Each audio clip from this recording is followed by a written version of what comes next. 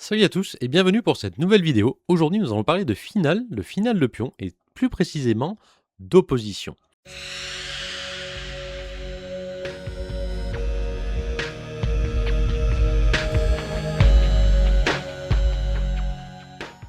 Alors l'opposition, c'est peut-être la règle la plus importante en finale. Donc je vous conseille vraiment de rester jusqu'à la fin de la vidéo et de bien suivre. Donc l'opposition, c'est quand on va placer un roi face au roi adverse à une case d'écart. Et vous voyez là je viens d'avancer mon roi en D5 et là on va dire que j'ai donc l'opposition. C'est-à-dire que le roi noir se retrouve bloqué, il ne peut pas progresser, vous voyez, il ne peut pas avancer. Et il va être obligé donc de soit reculer et perdre du terrain, soit de partir d'un côté ou de l'autre, ce qui me permettra à moi d'avancer d'un côté ou de l'autre. Donc on va parler de position chaque fois que vous mettrez votre roi en face de le roi adverse à une case. Maintenant, on peut aussi parler de position à distance. Par exemple, si je joue au roi d3, je suis aussi en opposition. Parce que je suis à 3 cases du roi adverse. Et ça marchera à chaque fois qu'il y aura un nombre impair. Donc une case, 3 cases, 5 cases. Pas plus, sinon on sort de l'échiquier. Donc je vous explique pourquoi impair. Alors tout à l'heure on l'a vu, l'opposition c'est une case. Mais 3 cases ça marche aussi, puisque si le roi noir progresse, pardon, ici, eh bien je vais progresser aussi. Et vous voyez, on va réduire la distance de 2 cases. Ce qui explique que toutes les 2 cases, ça a fonctionné. Donc une case, 3 cases, 5 cases. Alors l'opposition, donc vous avez compris, l'idée c'est de se mettre devant le roi et l'obliger à partir. Et bien dans cet exercice, pour gagner avec les blancs, on va prendre l'opposition. Si je joue roi E5, je ne la prends pas. Et donc c'est lui qui va se mettre en opposition et me bloquer. Et je ne pourrai pas progresser. Par exemple, roi D5, roi D7, roi C5, roi C7, ainsi de suite. Donc je vais jouer roi D5 et me mettre, donc comme ça, face à lui.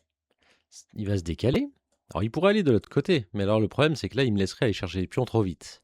Imaginons qu'il essaie lui aussi d'aller chercher mes pions, mais ça va être beaucoup trop lent. Par exemple, je joue ça, il s'approche, je prends, il s'approche, je prends encore, et là je commence la course du pion.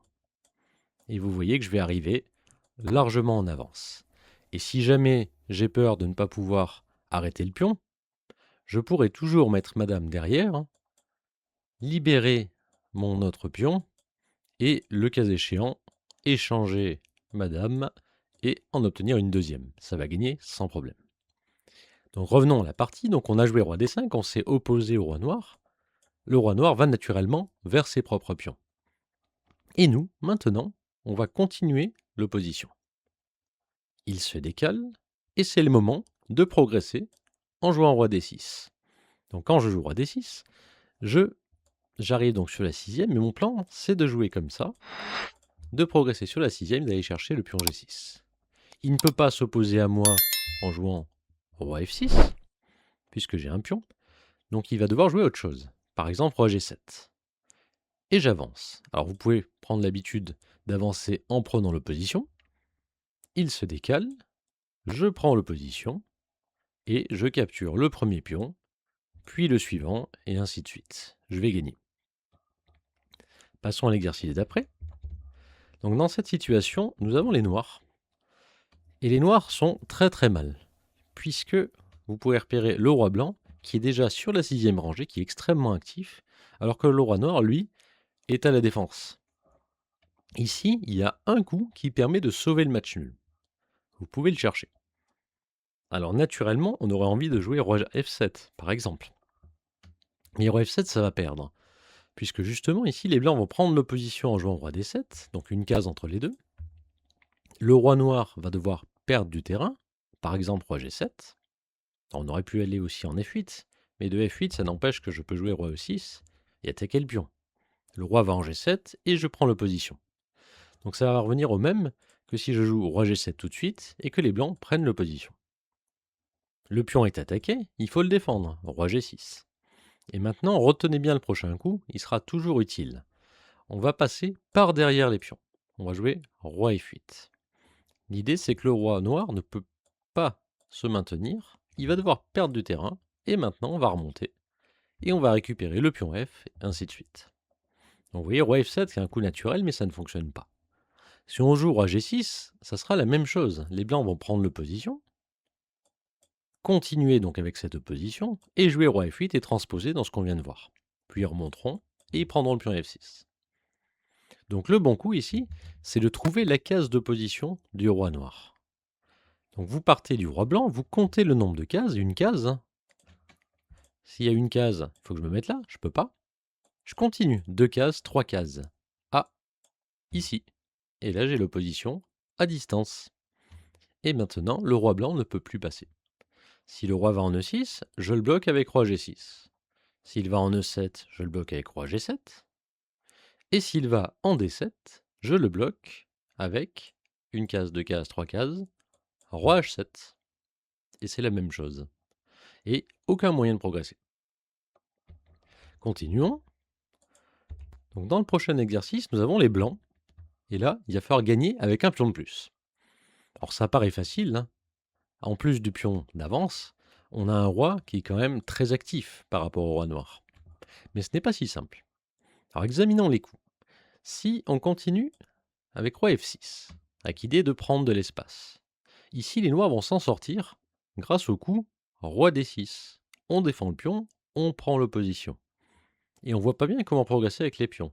Impossible de jouer F5, parce que les noirs vont capturer le pion F5 et capturer le pion D dans la foulée. Donc là, le coup le plus logique, ça serait de jouer roi F7. Mais ici, les noirs peuvent faire nul. Alors attention, ne vous trompez pas. Si vous jouez roi D5, vous perdez. Le roi blanc se met derrière le pion noir, vous obligeant donc à quitter la défense du pion. Et après la prise en D4, roi prend E6, et le pion F ne pourra plus être stoppé. Donc ça ne marche pas. Donc dans cette situation, sur roi F7, il faut garder l'opposition en jouant roi D7. Les pions sont toujours bloqués et le roi blanc ne peut pas progresser. Donc roi F7, roi F6, vous avez vu, ça ne fonctionne pas. Maintenant, il nous reste 2 avancées de pions. On peut jouer F5 ou bien D5. Mais là, c'est pareil, il ne faut pas se tromper.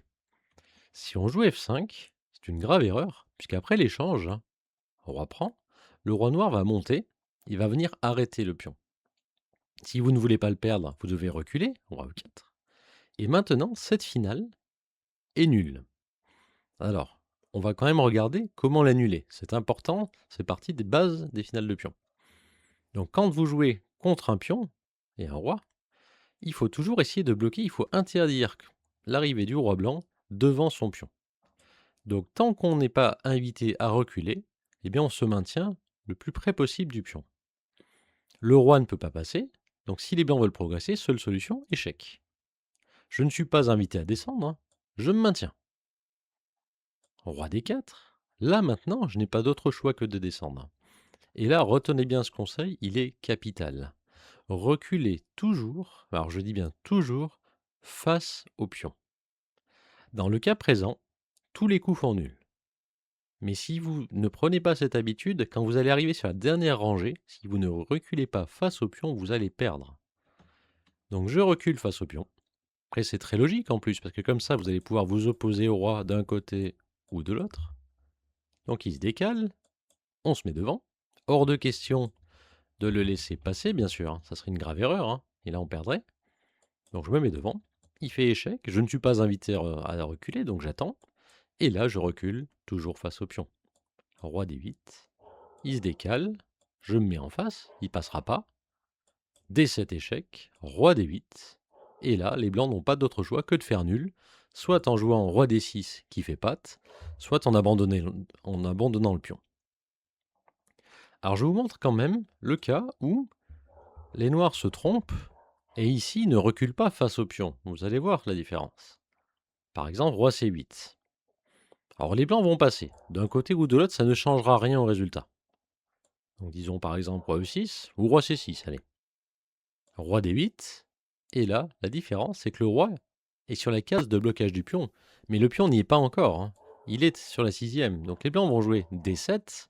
Ça va forcer le roi à quitter cette case de blocage, ce qui va libérer la case, donc évidemment, et le pion va être promu. Donc revenons à notre exercice. Donc nous avons vu que F5 n'est pas un bon coup. Et maintenant qu'on en sait plus sur les finales de roi et pion contre roi, eh bien on va jouer le coup D5. Et vous allez tout de suite comprendre la différence.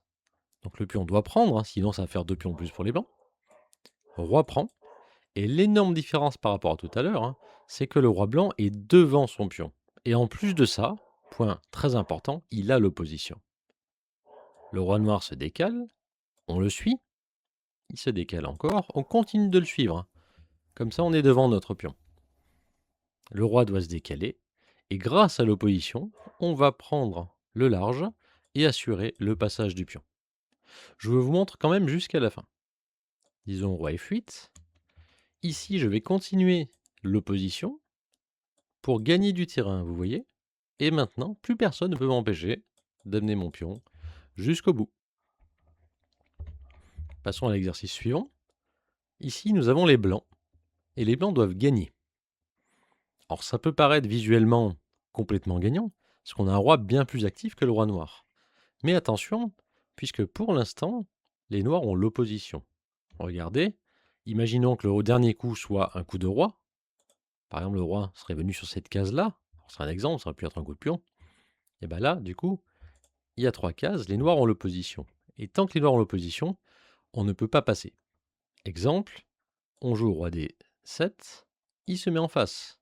Roi D6, il se met en F6 et on ne passe jamais.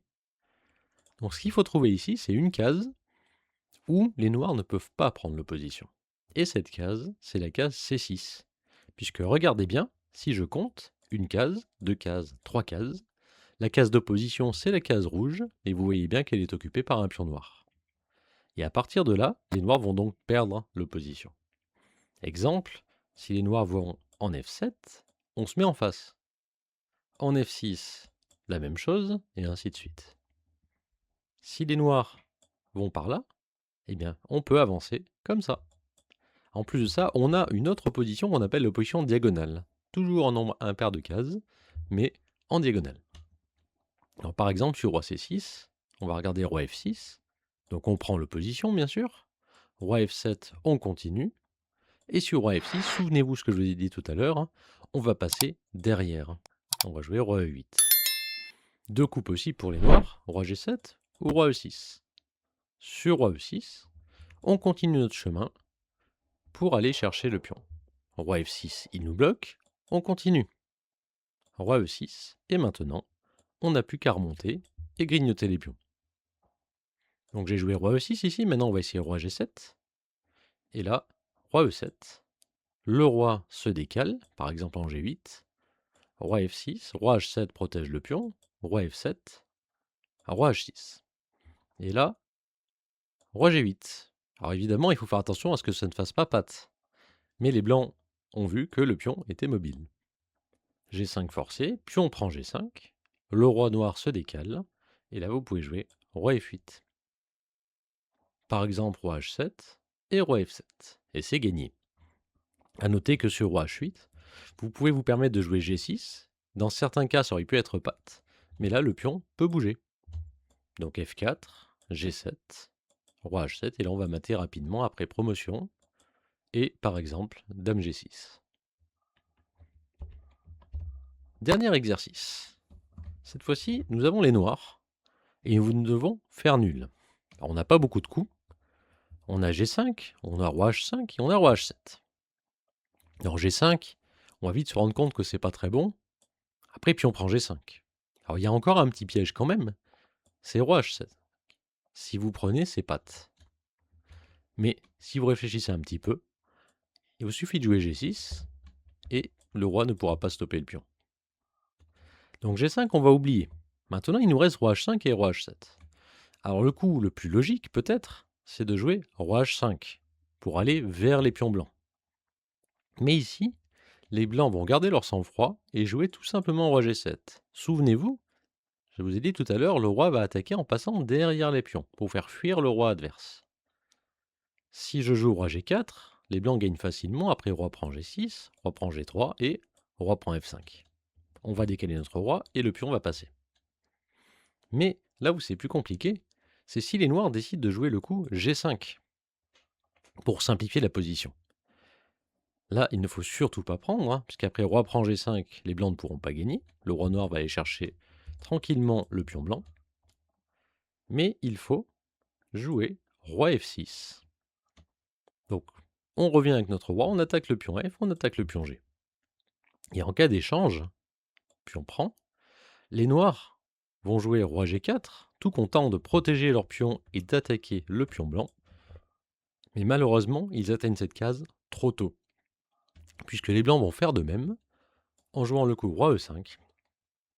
Le roi blanc est idéalement placé, comme le roi noir. Il attaque et protège. Le problème, c'est que c'est au noir de jouer, et c'est le roi noir qui doit abandonner la défense du pion. Ce thème de finale s'appelle le trébuchet. Donc par exemple, le roi se décale, les blancs prennent et vont promouvoir leur pion. Donc vous voyez, roi H5, ça ne fonctionne pas. Alors la variante n'est pas facile, mais ça ne fonctionne pas. Et le bon coup ici, c'est donc roi H7. Et en jouant roi H7, on ne risque plus rien. Par exemple, roi G5, on prend l'opposition. Roi H4, on progresse, et il n'y a pas de problème. Si les blancs décident d'échanger des pions, ça arrange les noirs, parce qu'après l'échange, on ne voit pas bien comment le pion blanc va pouvoir progresser. Donc finalement, sur le coup roi H7, le seul coup valable, c'est roi F7. Les blancs gardent l'opposition. Mais c'est pas grave, on va jouer roi H6. Si je vais en F6, roi H7, c'est la même position et on fait match nul. Donc la seule façon d'essayer de gagner, c'est le coup roi G8. Même technique, on passe par derrière et on repousse. Mais l'énorme différence ici, vous allez la voir. Si je joue roi H5, c'est comme dans la partie roi G7, on va perdre. Mais ici, on va profiter du fait que le roi est loin, sur la 8e rangée, pour jouer G5 tout de suite. Souvenez-vous, tout à l'heure, le roi noir était là, et le roi blanc était là, ce qui lui a permis de venir attaquer les pions. Ici, c'est pas possible. Donc il peut jouer roi F7, mais il est trop loin. Et là, ça change tout. Puisqu'on va prendre, puis on prend. Et ici, il faut encore pas se tromper. Si on joue roi H5, c'est la même chose que tout à l'heure. On va se retrouver attaqué, et on va encore se faire avoir avec le trébuchet. Donc ici, il faut abandonner le pion. On va jouer roi H7. On va laisser les blancs aller le chercher. Par contre, quand le roi blanc aura pris le pion, il va falloir qu'on soit capable de se mettre en face pour prendre l'opposition. Donc on va jouer roi G8. On va le laisser prendre. Alors s'il attend, en se disant sur roi F7 je prends et j'ai l'opposition, c'est pareil, vous attendez aussi. Et c'est quand il va prendre que vous allez vous mettre en face. Et là, cette finale, elle est nulle. C'est vrai, le pion est derrière le roi, mais si les blancs n'ont pas l'opposition, ça ne gagne pas. Alors je vous montre, par exemple roi G5, je m'oppose au roi, et en fait, comme le roi blanc ne peut pas progresser, les blancs vont être obligés d'avancer le pion. Et on sait que quand les deux pièces sont à côté, ça ne gagne pas. Donc roi F7, F6. Souvenez-vous ce que j'ai dit tout à l'heure, on recule face au pion, c'est capital. Roi G6, roi G8, F7, et on vient bloquer le pion. Les blancs vont faire patte ou abandonner le pion F. Dans les deux cas, c'est match nul. Cette vidéo est terminée. J'insiste vraiment, les finales, c'est fondamental si on veut progresser. Et l'opposition, c'est une règle de base, mais une règle qui n'est pas facile à maîtriser. Donc n'hésitez pas à revoir la vidéo, à chercher d'autres vidéos sur Internet. Mais c'est très important de maîtriser ces finales-là. À très bientôt!